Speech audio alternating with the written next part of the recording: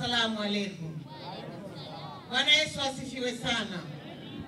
Niliyesimama mbele yenu ni Susan Limo, ni mwenyekiti wa baraza la wazee, baraza la busara sana ndani ya Chadema. Lakini vile vile nilikuwa mbunge wa bunge la Jamhuri ya Muungano wa Tanzania nikiwa na ndugu yangu mdogo wangu Heche. Tumekuja Meatu na tumetoka maeneo mengi kanda hii ya Serengeti. Lengo kubwa ni kuhamasisha wananchi na kutoa elimu kidogo kuhusu no reform, no election. Na Mheshimiwa Makamu Mwenyekiti, toka tumefika hapa tumekuwa tumesikia taarifa mbalimbali. Nataka nikuambie kwamba katika jimbo hili lenye vitongoji 345 waliweza kupata kitongoji kimoja tu.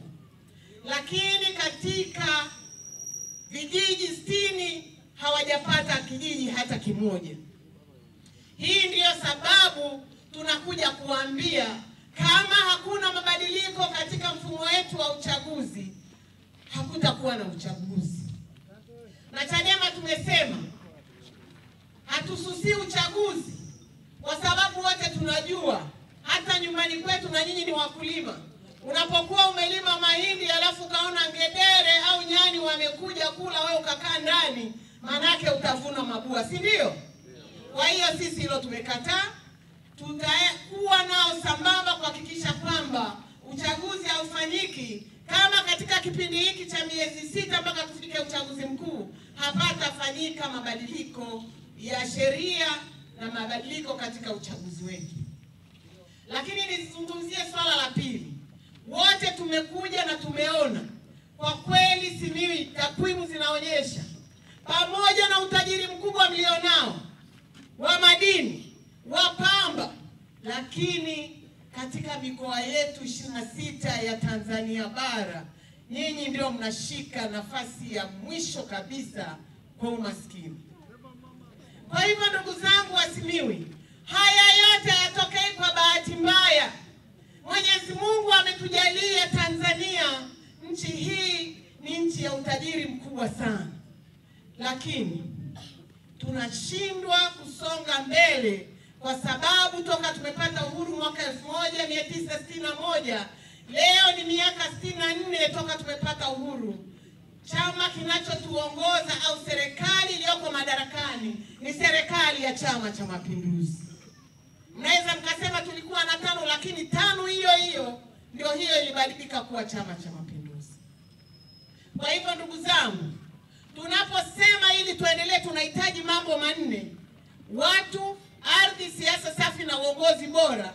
Haya mambo mawili na hususan jambo la uongozi bora ndilo ambalo limetufikisha hapa, kwa sababu serikali ya Chama cha Mapinduzi imeshindwa kabisa kutupeleka mbele. Nataka niwape mfano mdogo tu, na ndio sababu tunasema lazima tubadilishe uongozi wa nchi hii. Tuna nchi inaitwa Burkina Faso. Nchi hii ilikuwa inatawaliwa katika na watu wa kawaida, lakini mwaka 2022 ametokea kijana wa miaka 34 ameweza kuchukua ile nchi.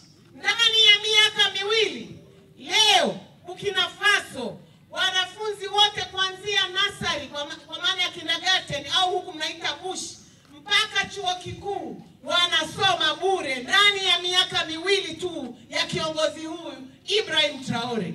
Lakini haikuishia pale. Juzi ametangaza kwamba mshahara wake wote kwa mwaka mzima takriban shilingi milioni 300 ziende kusaidia watoto yatima, ziende kujenga nyumba za wanawake ambao hawana kipato chochote. Huyo ndiyo rais ambaye hataki kuishi maisha ya juu wakati watu wake wanaangamia kwenye umaskini. Hapa Tanzania tunaona jinsi ambavyo viongozi wetu wa kiserikali wanavyofurahia kuona watu wao wanaowapa kura jinsi ambavyo wanaishi katika umaskini uliokithiri. Tunaona jinsi ambavyo vitu vyetu vyote vimeuzwa. Wameuza madini. Madini hapa vijana wetu wangeweza kupewa mtaji mkubwa na mdogo wakaweza kufanya biashara ya madini, wakawa wachimbaji wadogo wa madini. Lakini wameona wakumbatie watu wa nje Waarabu wamekuja, wote tunajua Tanzania ni nchi ambayo imebarikiwa sana. Tuna bandari pale Dar es Salaam ambayo ni bandari kubwa sana. Leo bandari ile wamepewa Waarabu wa Dubai, bandari ambayo ndio mlango wa kuleta vifaa na vitu vyote hapa nchini, lakini tumewapa Waarabu. Kama vile sisi hatuwezi kuiendesha bandari ile, ajira tunawapa wengine.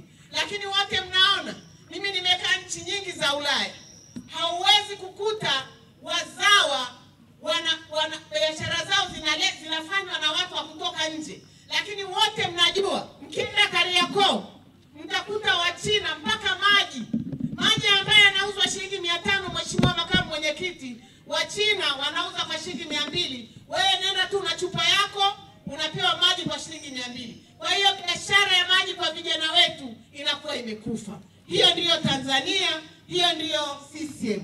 Kwa hivyo ndugu zangu, ninawaomba sana, kama ambavyo mmejua kwamba sasa hivi Mheshimiwa Heche ndiyo kaimu mwenyekiti, kwa sababu mwenyekiti wetu Mheshimiwa Tundu Lissu amepewa kesi ya kubambikiwa ya uhaini, na wote na serikali ya Chama cha Mapinduzi, na wote mnajua kwamba kesi hii ya uhaini, ndugu zangu, kama atakutwa na hatia, adhabu yake ni kunyongwa hadi kufa.